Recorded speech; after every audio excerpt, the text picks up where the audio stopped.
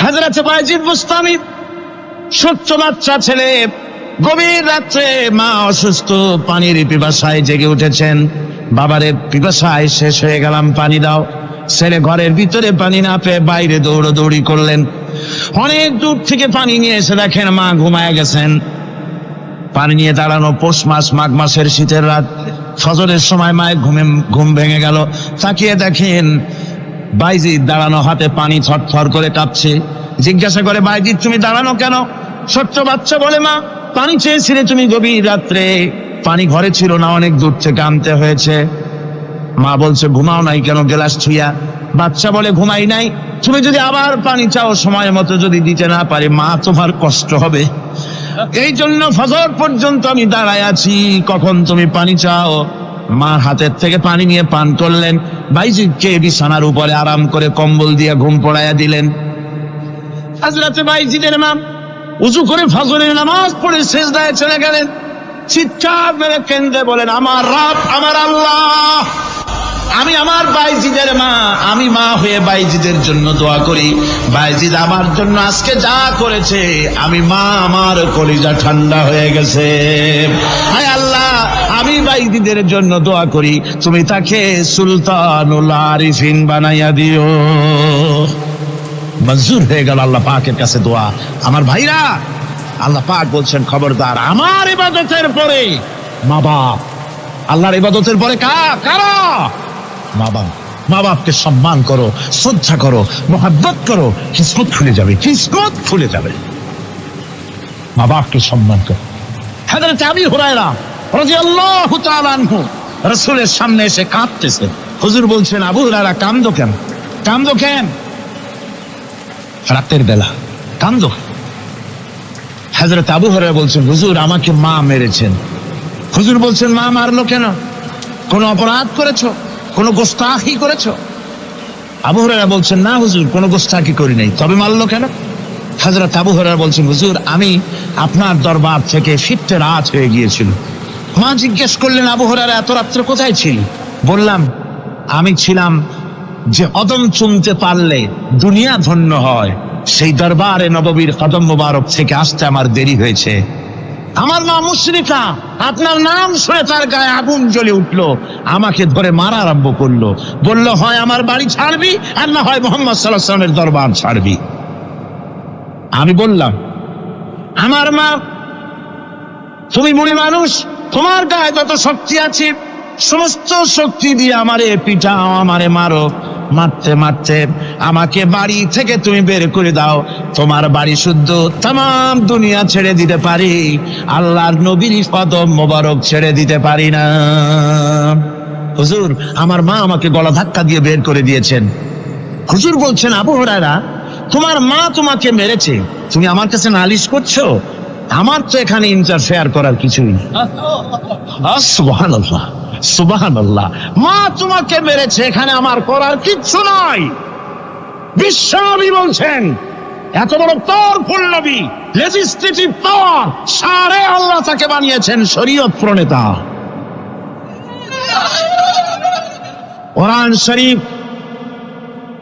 কোরআন শরীফে শুধু হালাল ও হারামের, হালাল এবং হারামের, বৈধ এবং অবৈধের সীমারেখা শুধু কোরআনই ঠিক করেন, রাসূলের জন্য আল্লাহ ছেড়ে দিয়েছেন। আল্লাহ রাসূলও হারাম, হালাল এবং হারামের বৈধতা অবৈধতার সীমারেখা নির্ধারণ করেছেন। এত বড় ক্ষমতা তার, এত বড় পাওয়ারফুল বিশ্বনবী, তিনি বলছেন মা মেরেছে, আমার করার কিছু নাই। চিন্তা করেন কত বড় কথা, এ কথার লোড কত। হযরত আবু হুরায়রা বলেন, ইয়া রাসূলুল্লাহ, মা আমাকে মেরেছেন, আমি আল্লাহর নবীর কাছে মায়ের বিরুদ্ধে নালিশ করতে আসি নাই। বললেন, কেন এসেছো? হযরত আবু হুরায়রা বলেন, হুজুর এসেছি একটা কারণে, আমি জানি আল্লাহ নবী যদি আল্লাহর দরবারে হাত উঠায়া কোনো জিনিস বলে, আল্লাহ রাব্বুল আলামিন সঙ্গে সঙ্গে মঞ্জুর করে নেন। হুজুর আমি এসেছি, মেহেরবানি করে দোয়া করুন আমার মাকে যেন আল্লাহ হেদায়েত নসিব করে দেন। আল্লাহ নবী হাত উঁচু করে বললেন, আল্লাহুম্মা হিদি উম্মা আবি হুরায়রা, আয় আল্লাহ আমি দোয়া করি আবু হুরায়রার মাকে তুমি হেদায়েত নসিব করে দাও। রাসূলুল্লাহ দোয়া করছেন আর আবু হুরায়রা সমানে দৌড়াচ্ছেন। তিনি দৌড়াচ্ছেন, পিছন থেকে কয়েকজনে আবু হুরায়রার জামা টেনে ধরেছে, দৌড়। তাদের জানা আবু হুরায়রা খুব ভদ্রলোক মানুষ, কোন ঝড় ঝামেলার মধ্যে থাকে না, রাগসাক করে না, চিৎকার মারে না, দৌড় মারে না, এত ভদ্র শরীর, দৌড়ায় কি? না জানি কোন বিপদ বুঝি ঘটে গেছে। পিছন থেকে জামা টেনে ধরে বলে দৌড়াও কেন? হযরত আবু হুরায়রা জামা সাহাবীর হাত থেকে ছিনায় নিয়ে বলেন, জামা ছেড়ে দাও, আমাকে দৌড়াতে দাও, আমি দৌড়াইয়া বাড়িতে দেখতে চাই। আমি দৌড়াই আগে আমার বাড়ি পৌঁছতে পারলাম না, আমি যাওয়ার আগে আমার আল্লাহর নবীর দোয়া আমার বাড়ি পৌঁছে গেছে, আমি এইটা দেখতে চাই। হযরত আবু হুরায়রা বাড়িতে গিয়ে দরজা নক করলেন, ভেতর থেকে আওয়াজ এলো, কে? হযরত আবু হুরায়রা বলেন, মা আমি তোমার আবু হুরায়রা ফিরে এসেছি। মা বলছেন, বাবা অপেক্ষা করো, দরজা খুলতেছি। হযরত আবু হুরায়রা বলেন, মায়ের গলার আওয়াজের ভিতরে শিরকিয়াতের কর্কশতা পেলাম না, মায়ের গলার আওয়াজের ভিতরে তাওহীদের গন্ধ পেলাম। আমার মনে হলো নবীজির নিক্ষিপ্ত তীর তার নিশানায় পৌঁছে গেছে। কিছুক্ষণ পর মা আমার বেরিয়ে এলেন, মাথা থেকে চুলের থেকে বুড়ি মানুষ, সাদা চুলের ভিতর থেকে পানি পড়তেছে। মা বলল, বাবারে তোমারে মারার পর আমি বড় অনুতপ্ত হয়েছি, অনুশোচনা করেছি, আমি গোসল করেছি, মনে মনে ভাবলাম আমার ছেলে তো কোনো খারাপ জায়গায় যায় নাই, কেন তারে মারলাম? আমি বড় লজ্জায় পড়েছি তোমারে মেরে। ও আমার আবু হুরায়রা, আমি গোসল করেছি, পবিত্র হয়ে গেছি, জলদি করে আমাকে নিয়ে চলো বিশ্ব নবী জনাবে মুহাম্মদুর রাসূলুল্লাহর দরবারে। হযরত আবু হুরায়রার মা ঘোষণা করলেন, আশহাদু আল্লা ইলাহা ইল্লাল্লাহু ওয়াহদাহু লা শারীকা লাহু ওয়া আশহাদু আন্না মুহাম্মাদান আবদুহু ওয়া রাসূলুহু। আমার ভাইরা, মা বাপ সবচেয়ে সম্মানের জিনিস। আল্লাহর ইবাদতের পরই মা বাপের খেদমত করতে হবে। আল্লাহ পাক বলছেন, বান্দারে দেখ, মায়ের পেট থেকে আনলাম, মায়ের বুকের মধ্যে মহব্বত পয়দা করলাম, এত মহব্বত দিলাম তোর উপরে, যে কোনো বিদেশে যান, যেখানে যান, বাড়িতে ফিরলে পরে সকলে ছেলে মেয়ে ভাই বোন সবাই দেখবে সুটকেসে আমার জন্য আনছে কি, সবাই চিন্তা করবে আমার জন্য কি এনেছে। একমাত্র মা সন্তানের মুখের দিকে তাকাবে, কখন খাইছে সে। সুবহানাল্লাহ, সুবহানাল্লাহ, আমার বাসার মুখখানে শুকনা, তুই বুঝি আজকে কিছু খাইস নাই। বিদেশে যেসব সন্তান থাকে, মা টাটা কবুতরের মতো ছটফট করে।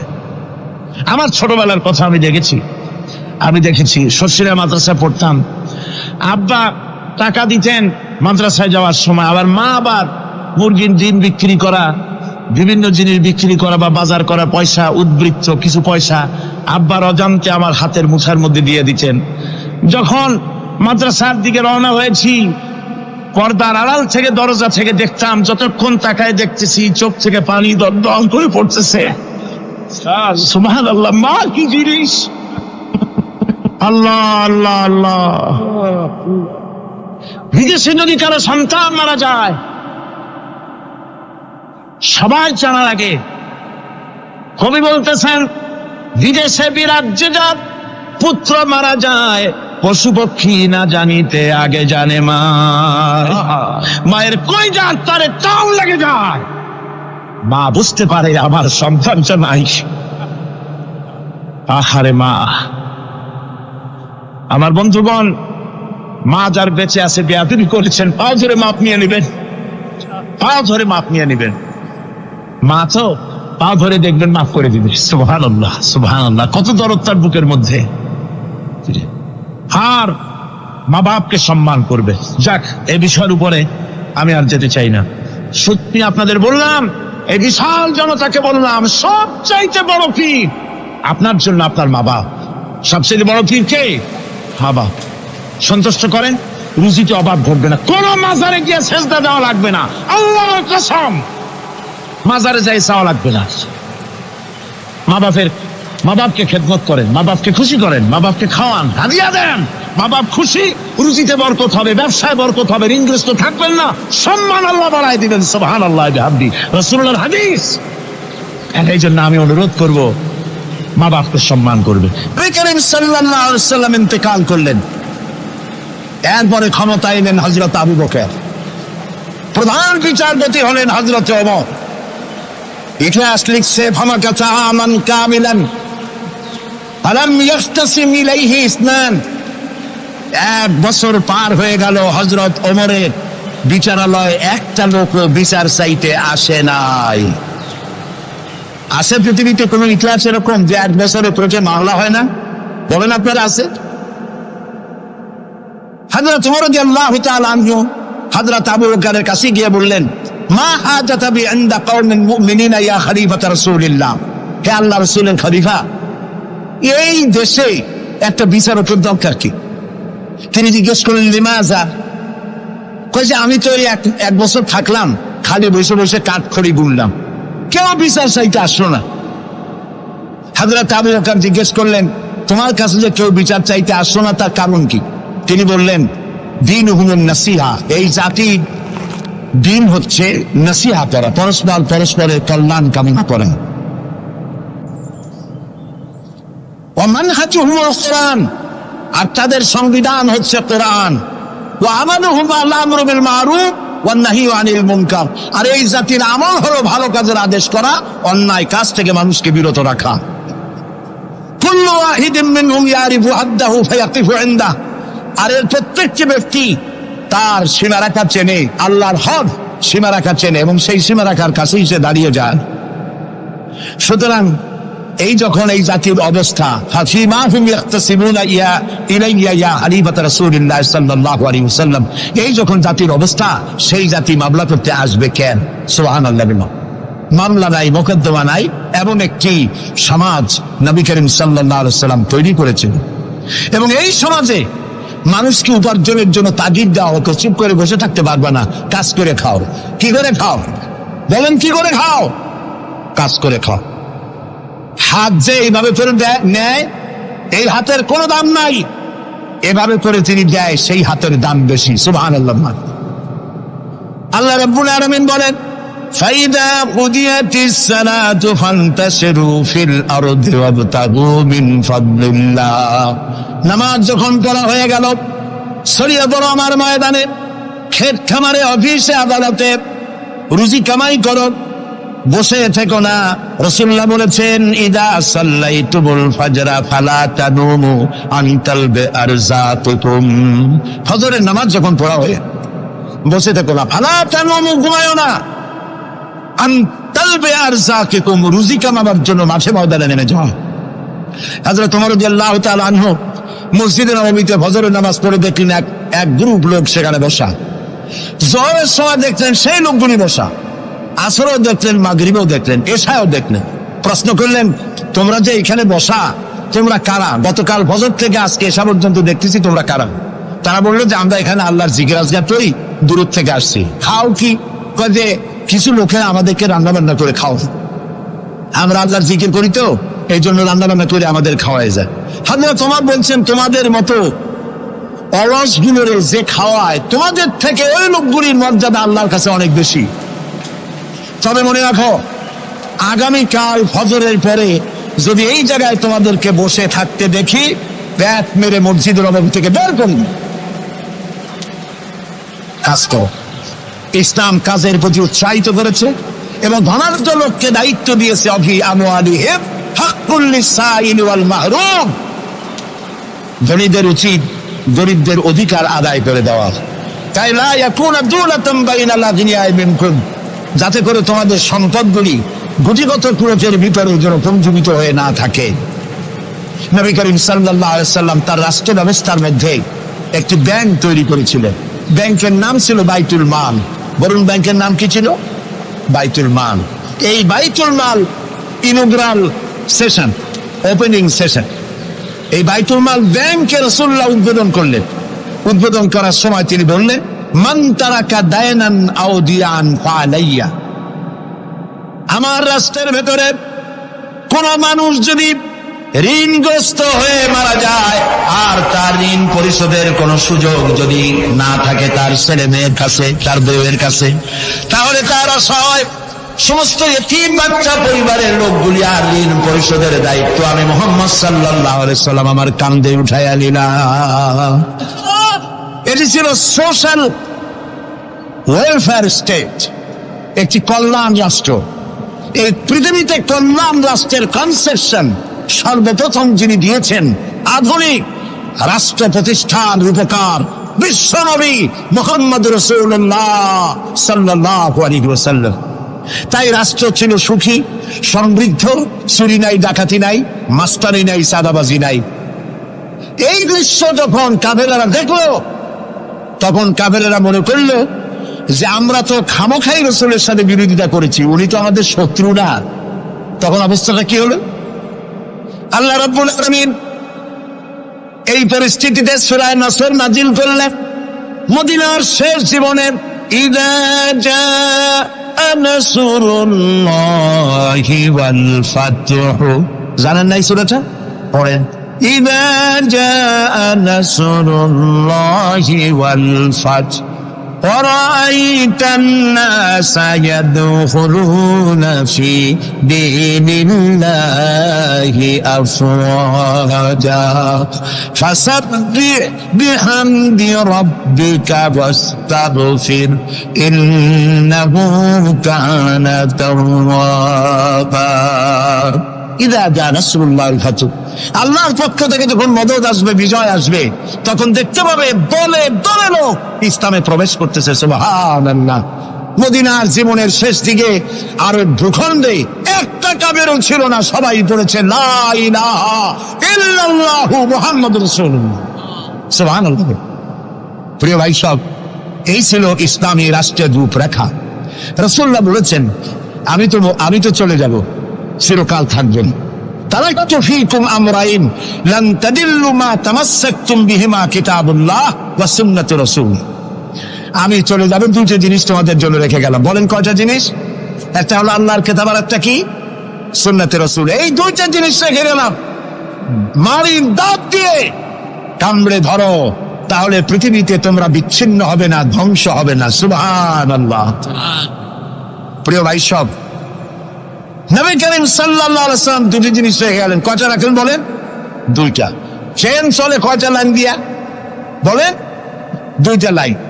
দুইটা লাইনের উপরে ট্রেন চলে। ট্রেন কি? কতগুলি কম্পার্টমেন্ট, এর মধ্যে মানুষ বসে, মাল সামান নিয়ে মানুষ বসলো। চাকার দূরত্ব আর লাইনের দূরত্ব যদি সমান থাকে, তাহলে কমলাপুর থেকে ছাড়বে, চিটাগং চলে যাবেন আরামসে, চোখ বুঝে ঘুমাইতে ঘুমাইতে, ঠিক কিনা? বোঝেন কথা?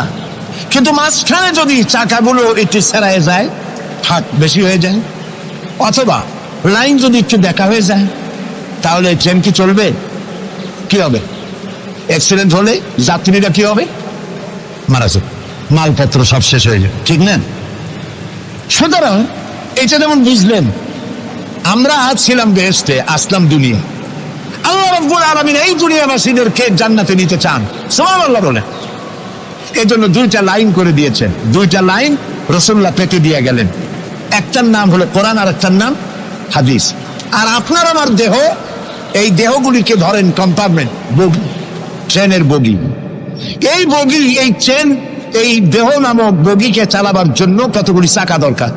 সেই চাকা হলো অর্থনীতির চাকা, রাজনীতির চাকা, সমাজনীতির চাকা, স্বরাষ্ট্রনীতির চাকা, পররাষ্ট্রনীতির চাকা।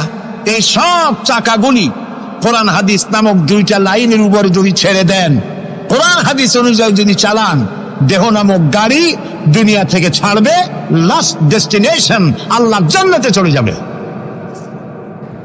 আর যদি দেহ নামক এই গাড়িকে চালাতে গিয়া রাজনৈতিক চাকা যদি দৌড় দেয় ইংল্যান্ডের দিকে, সংস্কৃতির চাকা যদি দৌড় দেয় ভারতের দিকে, গণতন্ত্রের চাকা যদি দৌড় দেয় আমেরিকার দিকে, তাহলে দেহ নামক গাড়ির কি হবে?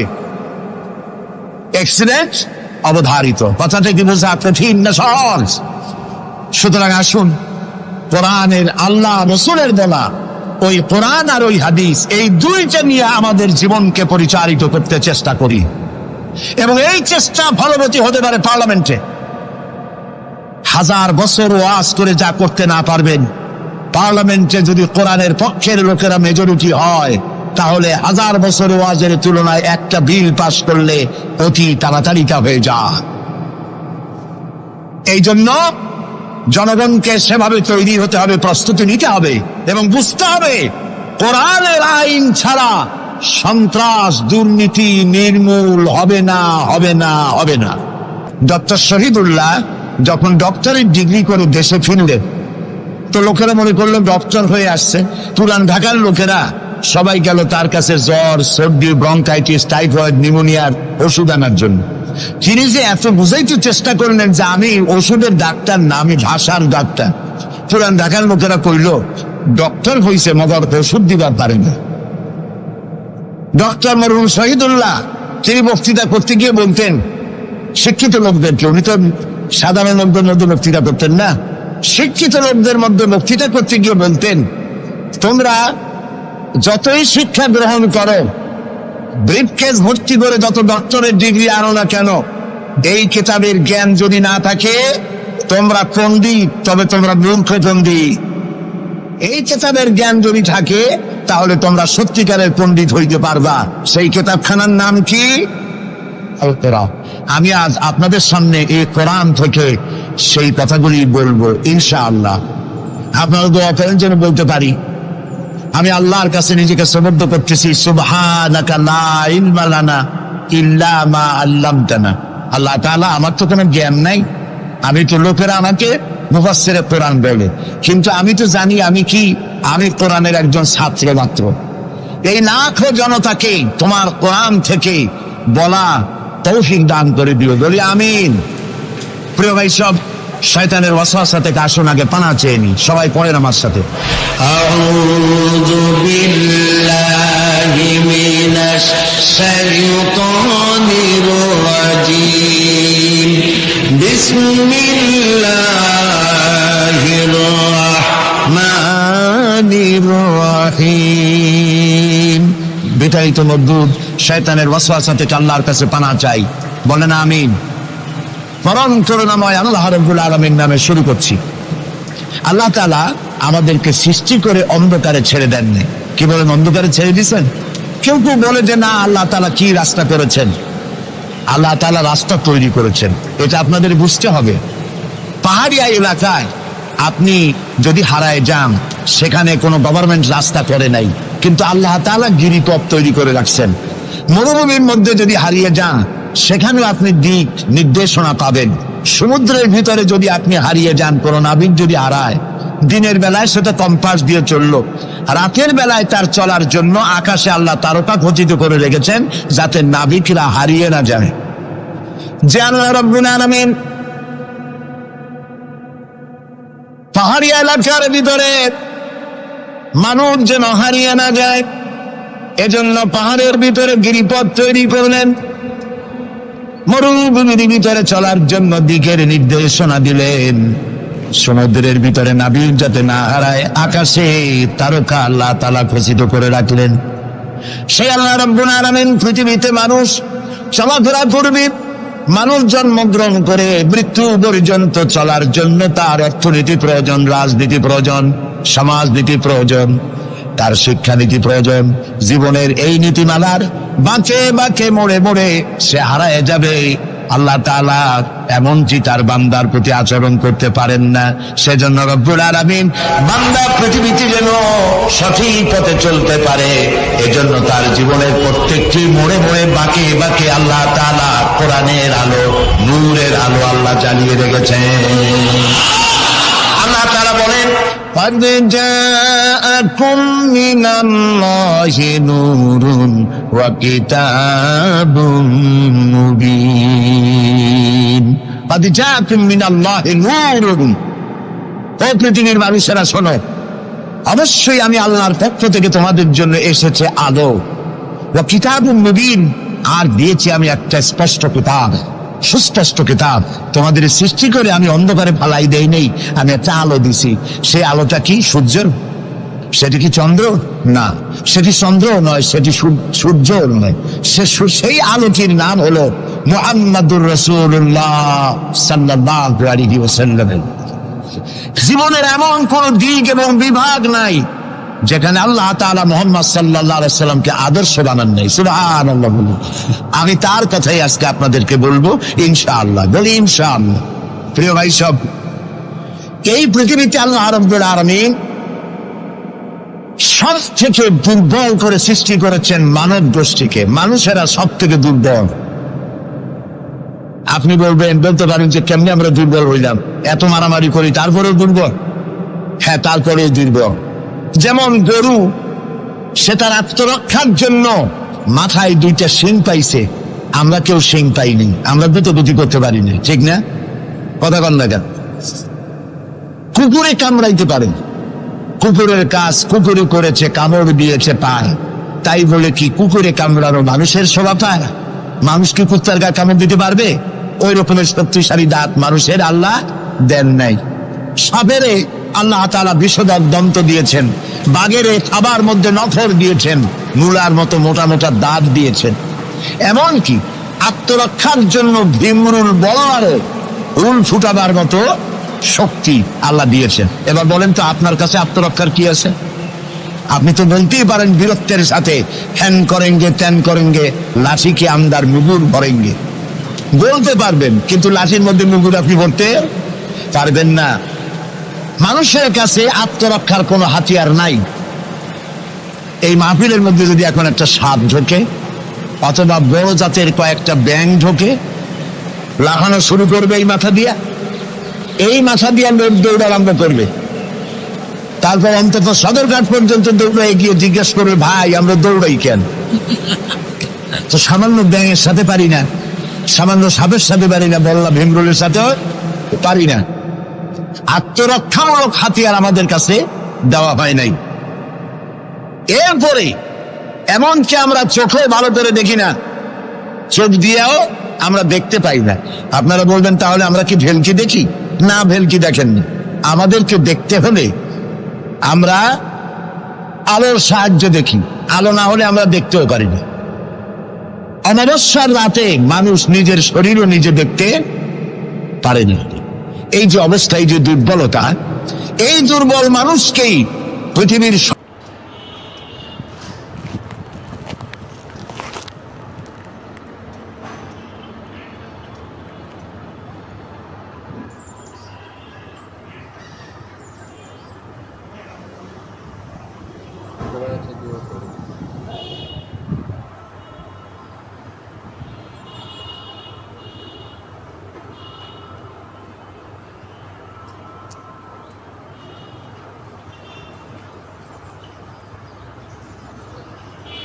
মোবাইলে কি থেকে জানে কি রাদিন মোবাইলে দেখে বলো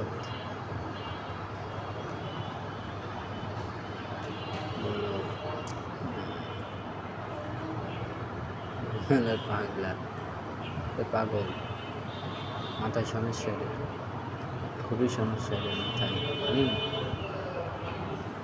এদের মাথায় ব্রেন সব সমস্যা। এদের চা খাচ্ছিল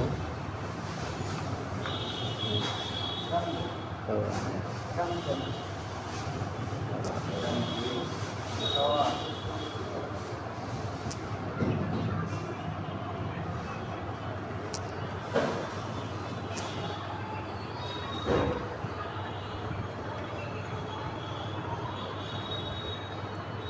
कैसे जो जो जो जो जो एक जो सब जो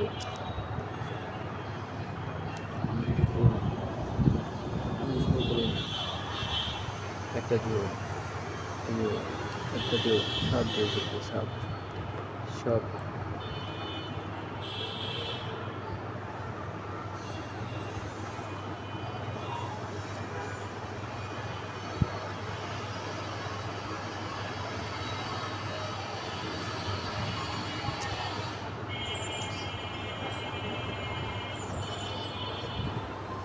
পাগল পাগল আছে পাগল বিয়ে করে পাগল ভাঙা করে পাগল পাগল মাথায় একটু সমস্যা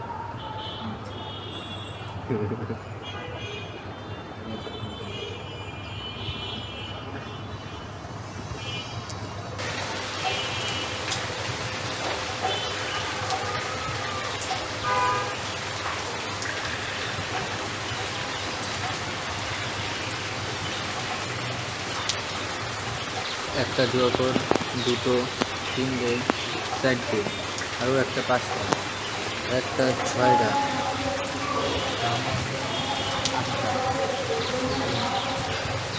আরও একজন আরও একজন আরও একজন জোকর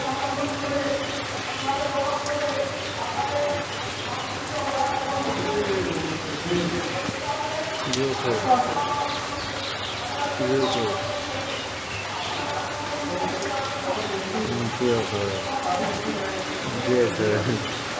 জিওঘর করে কি এই হচ্ছে সবচেয়ে বড় জিওঘর ক কিছু ক তো মূর্তি